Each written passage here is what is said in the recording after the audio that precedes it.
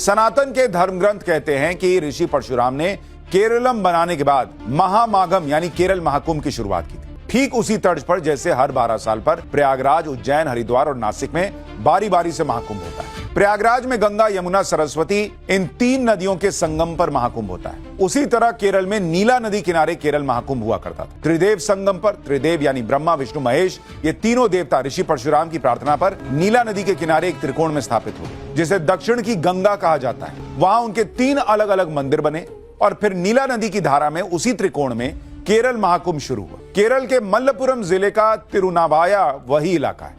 हर 12 साल पर होने वाले केरल महाकुंभ यानी महामागम की परंपरा युगों पुरानी, 8वीं सदी से तो इसके लिखित प्रमाण मिलते हैं। तब केरल में जन्मे आदि शंकराचार्य ने सनातन धर्म को व्यवस्थित करना शुरू किया। उन्होंने ही केरल महाकुंभ की सनातनी परंपरा को भी दुरुस्त किया, चाक चौबंद किया, जो सन 1755 ईस्वी तक होता रहा। सन 1767 में जब इसके आयोजन की तैयारी थी, उससे ठीक 1 साल पहले 1766 में से तलवार के दम पर बंद करवा दिया गया। केरल महाकुंभ वो बड़ा सनातनी आयोजन था जिसमें हर बार अगले 12 साल के लिए पूरे दक्षिण भारत की फ्यूचर प्लानिंग होती थी। उस फ्यूचर प्लानिंग को कारगर ढंग से लागू करने के लिए योग्यता के आधार पर दक्षिण भारत के राजाओं में से एक राजा को चुना जाता था, जिसे पेरूमाल की उपाधि दी जाती थी। पेरूमाल यानी राजाओं का राजा, या कहिए कि दक्षिण भारत का सम्राट। बाकी के राजा अगले 12 साल तक उसके निर्देशों को गाइडलाइन की तरह फॉलो करते थे, ताकि केरल महाकुंभ में बनी फ्यूचर प्लानिंग के मुताबिक पूरा का पूरा दक्षिण भारत धार्मिक, आर्थिक और सामाजिक तौर पर तरक्की कर सके।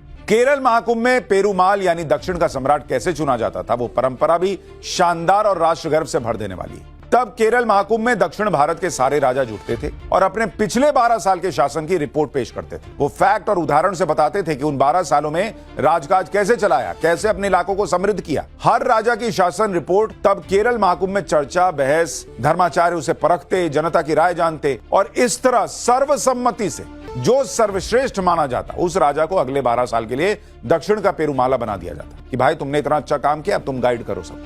केरल महाकुंभ में युगों से जारी ये वो लोकतांत्रिक परंपरा थी जिस पर हमें आज राष्ट्रगर्व होना चाहिए। लेकिन कितनों को पता है इस परंपरा के बारे में? आज भी दुनिया में जहां जहां लोकतंत्र है, वहां सरकारें अपनी सालाना रिपोर्ट संसद में रखती हैं और फ्यूचर प्लानिंग का खाका पेश करती है। 2014 से मोदी सरकार भी हर साल अपनी गवर्नेंस रिपोर्ट जारी कर रही है। उनके सभी मंत्री अपने मंत्रालयों की रिपोर्ट जनता के बीच रखते हैं। अभी 1 फरवरी को देश का बजट आया, जिसमें सरकार ने अगले साल की फ्यूचर प्लानिंग बताई।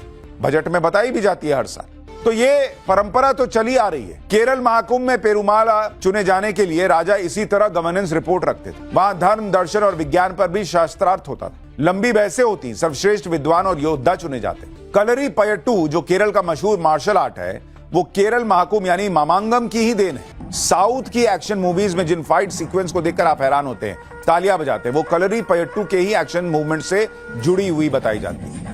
इसी तरह केरल महाकुंभ में साहित्यकार, कलाकार, शिल्पकार अपना काम, अपनी रचनाएं, अपनी कलाकृतियां जनता के सामने रखते थे। सोच रहे हैं किस मैसिव लेवल पर यह कार्यक्रम होता था और उसे भुला दिया गया।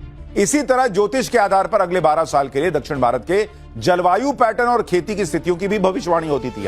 जैसे आज मौसम विभाग सैटेलाइट की गणनाओं के आधार पर मौसम बारिश का अनुमान बताता है, संभावित तूफान, चक्रवात की स्थितियां हमें बताता है। इन्हीं बातों ने विदेशी यात्रियों और व्यापारियों का ध्यान केरल महाकुंभ की तरफ खींचा था, जिसके बाद धीरे धीरे चीन, इंडोनेशिया से लेकर अरब देश और यूरोप तक से लोग केरल महाकुंभ में आने लगे।